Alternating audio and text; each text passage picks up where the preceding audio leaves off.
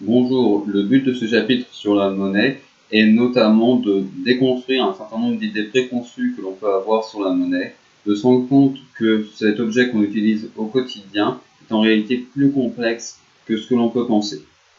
On va notamment commencer par une première vidéo sur les formes de la monnaie, se rendre compte que ce que l'on pense être de la monnaie n'est pas toujours de la monnaie et que certaines choses, au contraire auxquelles on pourrait ne pas s'attendre, peuvent être de la monnaie. Et je vais, pour ce faire, notamment décrire les différentes formes de la monnaie dans une perspective plutôt chronologique en fonction de leur ordre d'apparition.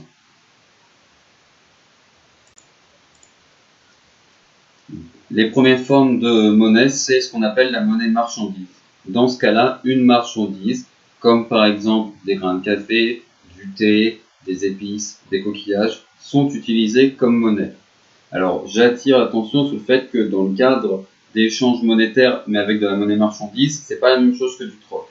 Dans le troc, c'est on utilise, chacun a différents biens, éventuellement différents services, et en fonction de ce qu'on a, on cherche quelqu'un qui est intéressé par ce qu'on peut lui donner et qui a quelque chose qui nous intéresse. Par exemple, j'ai un stylo rouge, je cherche un stylo bleu, donc je vais chercher quelqu'un qui a un stylo bleu et qui est intéressé par un stylo rouge. Et ensuite, je peux aussi avoir de la gomme, de la colle, etc. Et j'échange ces différents produits en fonction de ce que je recherche. Dans le cadre de la monnaie marchandise, il y a un seul bien, une seule marchandise qui est utilisée comme forme de monnaie. Donc là, il faut plutôt se dire que, par exemple, les grains de café vont être utilisés à la place des pièces et des billets aujourd'hui. Mais il y a un seul bien, donc c'est ça, juste les grains de café. Si vous avez des carrés de chocolat, vous ne pouvez pas l'utiliser sous forme de monnaie. Ce ne sera pas un échange monétaire parce que dans cette économie, la monnaie, c'est les grains de café. Donc, comme vous l'aurez compris, il y a différentes marchandises qui ont pu être utilisées comme support monétaire, comme monnaie, dans ce cadre-là, et ce qui s'est rapidement imposé quand même comme quelque chose comme une forme de monnaie privilégiée, c'est les métaux précieux. Et là, on arrive du coup avec ce qu'on appelle la monnaie métallique. Dans ce cas, c'est des métaux précieux, donc de l'or, de l'argent, qui sont divisés, qui sont utilisés pour faire des pièces, notamment, et en fonction du coup, ces pièces ont une valeur qui est liée à la quantité d'or qu'elles ont en soi.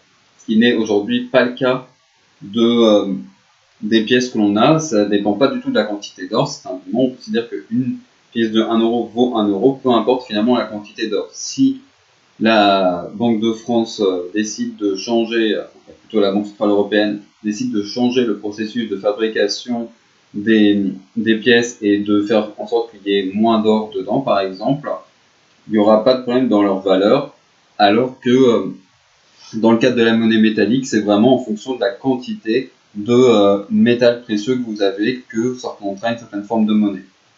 Donc, monnaie métallique, c'est les métaux précieux, notamment l'or ou l'argent, sont utilisés pour faire les échanges sous forme de pièces. Et la valeur de ces pièces dépend de la quantité de métal qu'elles contiennent. Et donc ensuite, on arrive à la monnaie fiduciaire. Et là, justement, ça correspond à la monnaie que l'on utilise aujourd'hui, à ce qu'on pense le plus fréquemment lorsqu'on parle de monnaie. Donc vous avez ici les billets et les pièces. Je vous ai mis sur cette diapositive une illustration des premiers billets en France, en tout cas. Donc ça commence avec des titres qui sont émis, des papiers que vous pouvez voir, où on dit qu'en échange de ce papier, vous avez droit à une certaine quantité d'or ou d'argent. Donc directement, le papier en soi n'a pas une valeur intrinsèque, c'est juste du papier, mais ce papier vous donne accès à une certaine quantité d'or. Donc là, on a un moment de bascule entre la monnaie métallique et la monnaie fiduciaire, et on passe totalement à la monnaie fiduciaire lorsque finalement les billets, les papiers qu'on va utiliser ne vont plus nous donner accès à une certaine quantité de métaux précieux. Donc aujourd'hui, vous ne pouvez pas, par exemple, échanger vos pièces ou vos billets contre de l'or ou de l'argent. Vous acceptez la valeur du billet, vous acceptez qu'un billet de 5 euros vaut 5 euros et vous ne pouvez pas vous dire moi j'aimerais, vous pouvez pas aller à votre banque et demander à ce que ce billet de 5 € soit échangé contre sa valeur en or. Vous pouvez éventuellement acheter de l'or si vous le souhaitez, mais en tout cas, la banque ne peut pas assurer la conversion de tout votre argent, de tous vos billets sous forme d'or ou d'argent. Donc, du coup, on fait simplement confiance, notamment aux autorités bancaires et de façon générale au fonctionnement de la société, pour que ce qu'on utilise comme monnaie, que ce soit des billets, des pièces, papier comme ça, ce soit reconnu comme forme monétaire et qu'on pourra utiliser cela pour acheter des produits Donc c'est pour ça qu'on parle de monnaie fiduciaire. Fiduciaire, ça vient du latin fides qui désigne la confiance. Donc, voilà. La valeur de la monnaie repose non pas sur la valeur intrinsèque, c'est pas la valeur des grains de café, c'est pas la valeur de l'or. Ça correspond au fait la valeur de la monnaie repose sur le fait qu'on ait confiance justement dans la valeur de cette monnaie, dans les autorités qui la créent et qui contrôlent sa création, et dans le fait de pouvoir l'utiliser pour faire des échanges, notamment pour acheter. Donc ça, c'est la monnaie fiduciaire. Et on arrive à la dernière forme de monnaie, la monnaie scripturale. Ça correspond à la monnaie inscrite, d'où le nom, monnaie scripturale, dans les comptes bancaires, dans les comptes des banques. Donc typiquement, aujourd'hui, la majorité de l'argent que vous pouvez détenir ne va pas être sous forme liquide, sous forme de monnaie fiduciaire. Vous allez éventuellement avoir quelques billets, quelques pièces dans votre portefeuille, mais l'essentiel de votre monnaie sera stocké sur votre compte bancaire. Vous pouvez évidemment demander à ce que cette monnaie du coup scripturale soit échangée, transformée sous forme de monnaie fiduciaire en retirant des billets à un distributeur. Mais lorsqu'on regarde juste les sommes qui sont inscrites sur votre compte bancaire, c'est de la monnaie scripturale.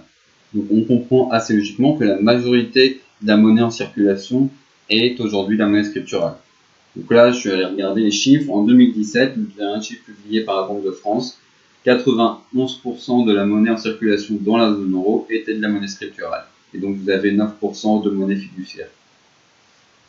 Cette monnaie scripturale, à noter, elle ne peut pas être utilisée directement, il faut avoir certains outils pour l'utiliser.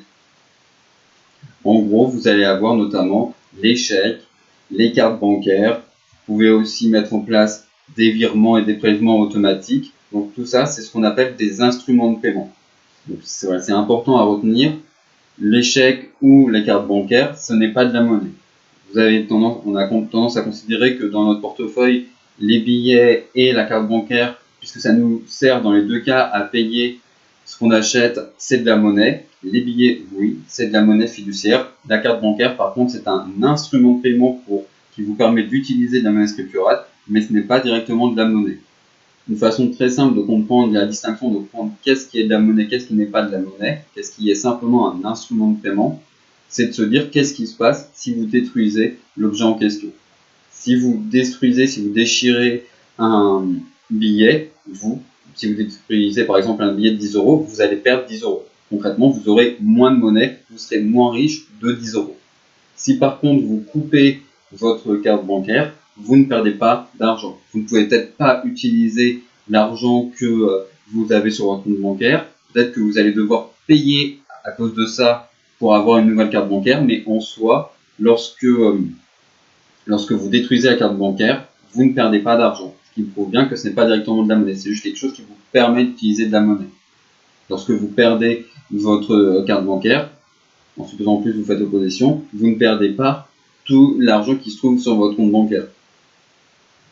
Donc voilà, je pense que le moyen le plus simple pour comprendre la distinction entre qu'est-ce qui est de la monnaie et qu'est-ce qui n'est pas de la monnaie, qu'est-ce qui est de la monnaie fiduciaire et qu'est-ce qui est simplement un instrument de paiement pour la monnaie scripturale, c'est de se dire qu'est-ce qui se passe lorsque je détruis l'objet, est-ce que je perds de l'argent directement ou pas.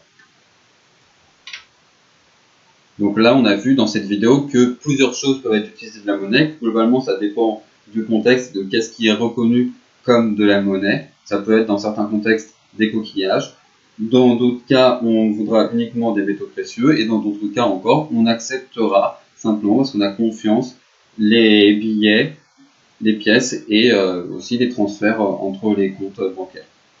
Et du coup, ce qui compte vraiment, c'est pas ce à quoi ressemble la monnaie. Globalement, n'importe quoi pourrait être utilisé comme monnaie. On a bien vu avec la monnaie marchandise, ça pourrait être des capuchons de stylo, ça peut être de l'or, ou ça peut être des mouchoirs en papier. Globalement, même si concrètement vous allez avoir besoin d'un certain nombre de caractéristiques pour que ce soit utilisé comme monnaie, tout pourrait être utilisé comme de la monnaie. Le plus important, c'est que ce que vous utilisez comme monnaie remplisse les fonctions de la monnaie et soit reconnu comme tout le monde comme de la monnaie. Et ça, c'est ce qu'on va voir dans la vidéo suivante.